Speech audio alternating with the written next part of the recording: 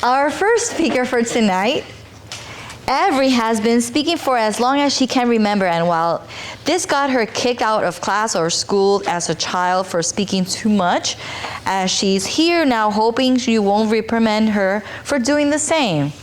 She's grown to learn that words has impact and learned to use hers for good rather than evil. She's a mother of 3, bonus mom to 1, wife to an amazing husband, and enjoys singing badly, going to church, that's what she said, and going to church and reading in her limited free time. Please help me welcome fellow Toastmaster Avery Anderson.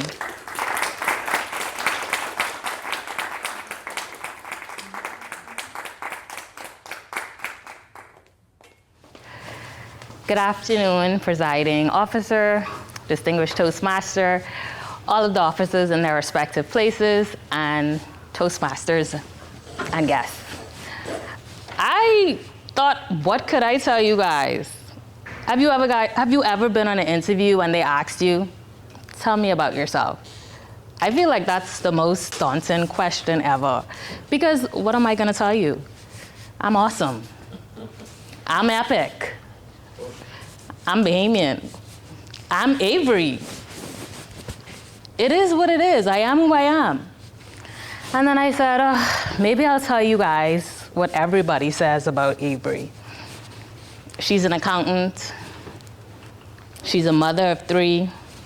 Her husband adores her, right? She passed 3 CPA exams in 4 months while simultaneously pursuing her MBA with a 4.0, I may add. While working full-time, I may add. She's just epic.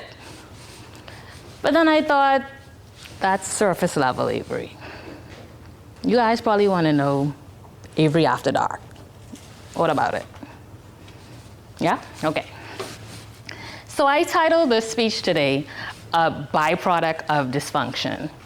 And when you think about the word byproduct, you think about something that was made in spite of.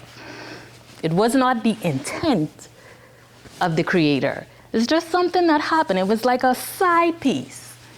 And when you think about dysfunction, you think about chaos, abnormal. It's not functioning correctly. And when you put those together, you get this right here, all this epicness.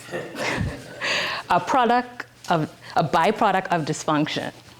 Because I had the privilege as a child in 2007, 7th or 8th grade, to watch my uncle, yes, my mother's child, her brother, stab her in her neck, 1 centimeter from killing her.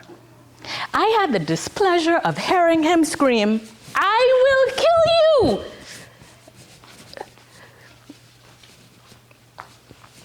Let's speed forward. I had the displeasure of being teased, mocked, ridiculed, because despite what you might think, looking at all this goodness, all this epicness, I was not always this pretty. I was not. The teeth weren't always this straight. This is $6,000 later. That's a lot. But I was teased. I was abandoned by my father. He didn't want me. But now he does. Like, we have a great relationship. But all of this dysfunction would tell you, or should I say statistics will tell you, that this dysfunction should be a product of substance abuse.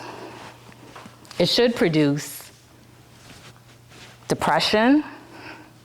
It should produce somebody that's afraid to love, somebody that's possibly going to fail at life. It should not have produced the successful, by society's standard, Avery. Not the person that's been married for 5 years, when her father just got married 2 years ago, when her mother marriage lasted like 6 months. No, it should tell you that she should probably be somewhere in the Bahamas, in the ghetto, which I grew up in,